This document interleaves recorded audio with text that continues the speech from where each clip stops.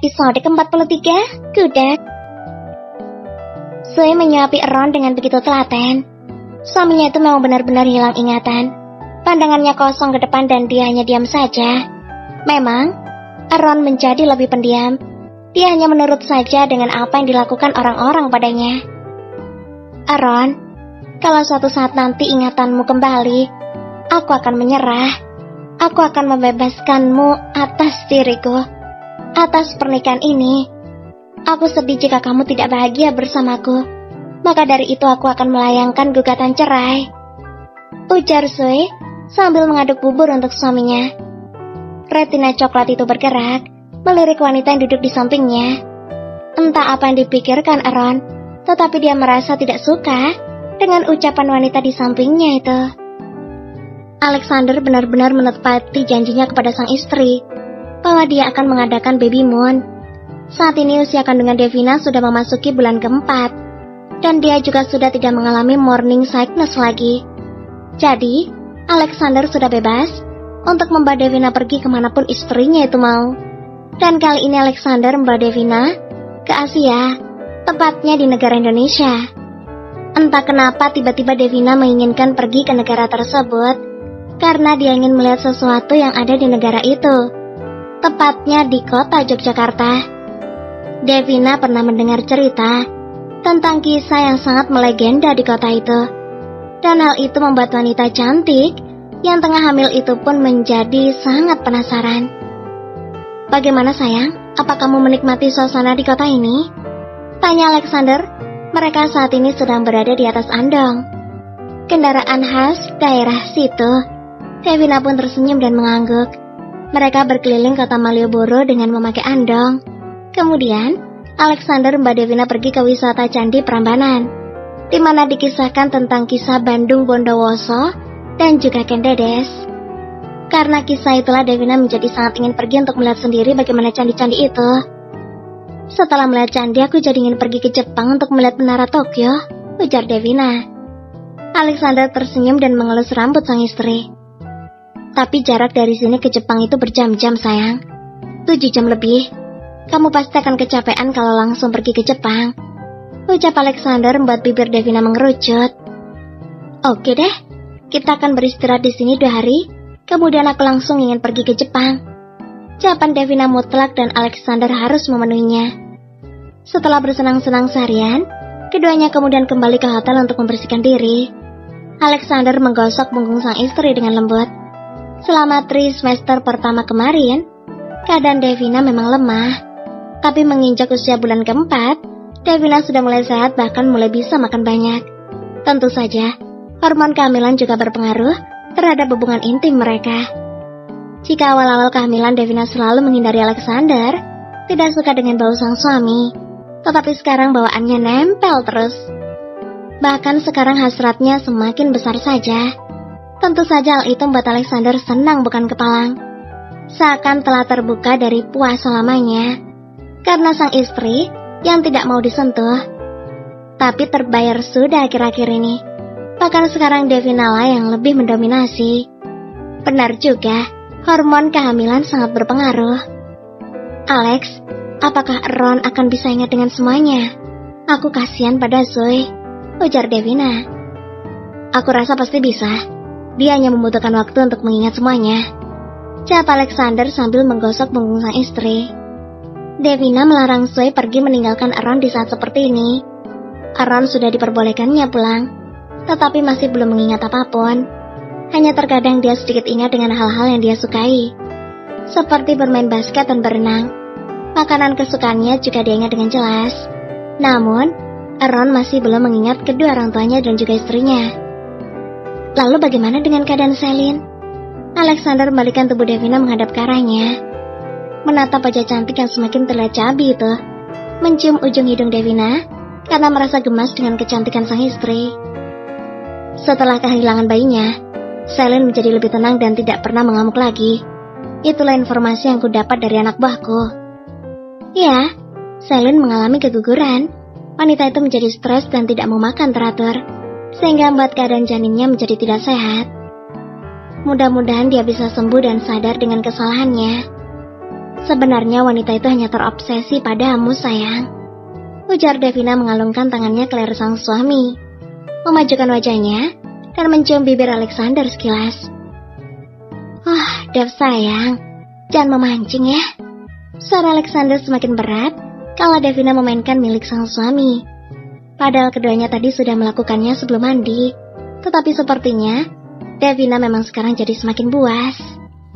Tapi aku ingin lagi, gimana dong? Devina mengerujutkan bibirnya. Siap sayang, aku pasti akan memenuhi semua keinginanmu.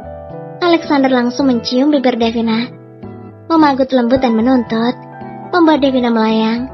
Kedua sejoli itu melakukan penyatuan kembali setelah tadi saat akan mulai mandi. Nanti kita makan malam di restoran hotel ini. Ada menu andalan yang sangat fenomenal, ucap Alexander menyisir rambut sang istri. Devina mendongak. Apa? Aku tidak sabar ingin merasakan menu spesial itu.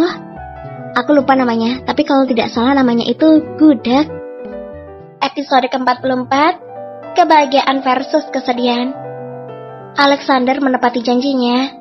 Dia membawa sang istri ingin melihat menara Tokyo di Jepang karena bawaan sang baby katanya. Calon bayi yang berjenis kelamin laki-laki itu tembus di rahim Devina. Di usianya yang ke-20 tahun, Devina sudah mengandung calon anak dari keturunan klan William.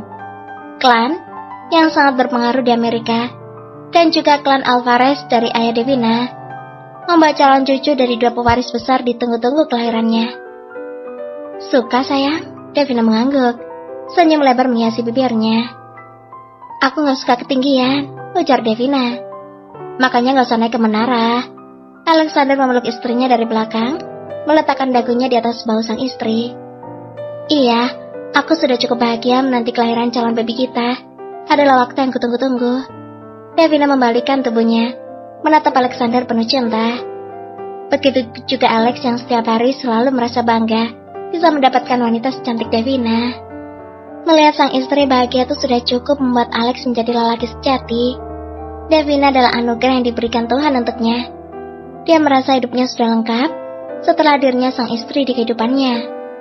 Devina Alvarez, wanita yang usianya 10 tahun lebih muda itu benar-benar membawa warna baru di kehidupan Alexander, yang dulunya selalu datar. Alexander yang tidak suka dengan keramaian, bahkan dia cenderung menikmati kesendiriannya, hingga mendapatkan julukan dosen yang introvert. Itu semua sudah berubah total dengan kehadiran Devina. Gadis itu bukan hanya memberikan kebahagiaan untuknya, tetapi juga untuk sang mama yang sejak dulu selalu takut jika putranya itu memiliki kelainan, karena tidak pernah dekat dengan wanita manapun. Namun, dengan kehadiran Devina, sang mama begitu bahagia, bisa mendapatkan menantu yang diidam-idamkan sejak dulu. Maklum, Alexander sudah seharusnya memiliki anak seperti sahabat-sahabatnya di usianya menginjak 30 tahun. Alex, aku mau makan onigiri. Suara lembut sang istri membuyarkan lamunannya. Alexander tersenyum, tangannya terangkat mengelus pipi sang istri. Oke sayang, ayo kita ke restoran yang ada di seberang sana. Ada yang jual onigiri tuh. Alexander menunjuk ke jajaran bangunan restoran dan toko-toko souvenir. Oke, ayo. Setelah kelelahan karena jalan-jalan seharian, akhirnya Devina tepar di atas ranjang. Dia benar-benar sudah terlelap sebelum sempat membersihkan diri. Alexander hanya geleng-geleng kepala, merapikan rambut Devina menutupi sebagian matanya. I love you my wife. Bisik Alexander kemudian mencium kening sang istri. Pria itu memutuskan untuk membersihkan diri.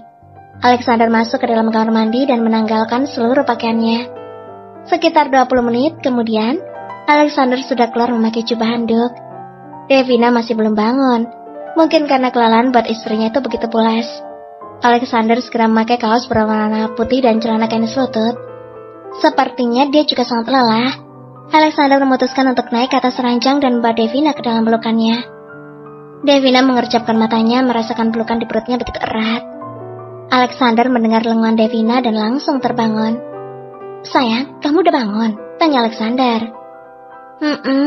Jadi aku ketiduran ya? Devina bangun untuk duduk. Alexander ikut bangun dan bersandar di headboard. Tadi kamu kecapean, jadi gak terasa tidurnya. Mau mandi? Devina mengangguk. Pengen dimandiin, rengeknya manja. Alexander langsung menggendong istrinya ala Bridal style. Sayangnya tadi dia sudah mandi, tapi kalau Devina ingin lebih dari sekedar mandiin, Alexander selalu siap. Di sisi lain, Ron merasakan kepalanya berdenyut keras, rasanya sakit sekali, seperti dihantam palu besar yang mengenai kepala bagian belakangnya. Zoe yang berada di dapur mendengar teriakan Ron yang menggelegar. Ron! Zoe meletakkan alat masaknya dan berlari ke lantai atas untuk melihat kondisi suaminya.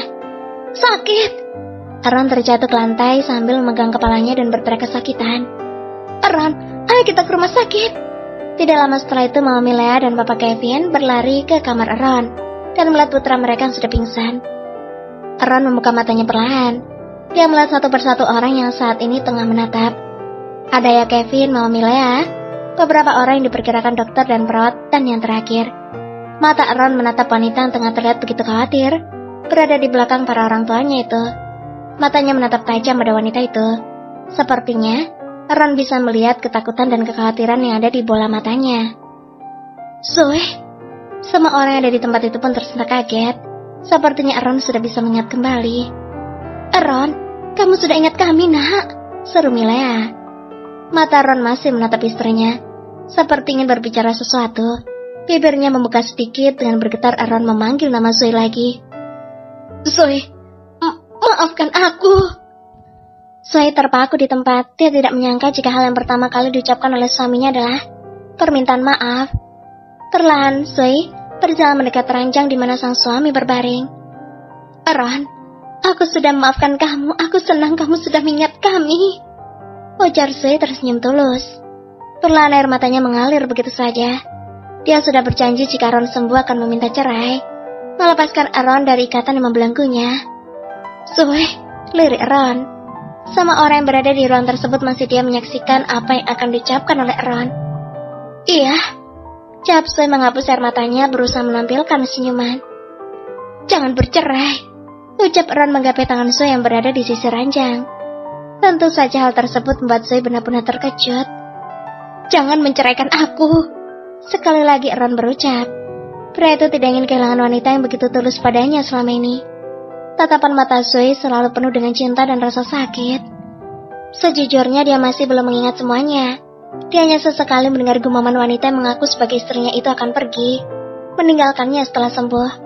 Entah kenapa, hati Ron merasa begitu sakit saat mendengar ucapan lirih dari istrinya itu. Sepertinya kali ini dia akan berusaha berubah. Dia sedikit mengingat tentang kedua orang tuanya, masa kecilnya dan juga remajanya. Tetapi dia tidak ingat jika dia sudah menikah. Ayo kita mulai semuanya dari awal. Itulah tekad Ron. Dia merasa sakit jika harus ditinggalkan oleh Zoe. Sepertinya hati kecilnya memang menginginkan Zoe selalu berada di sisinya.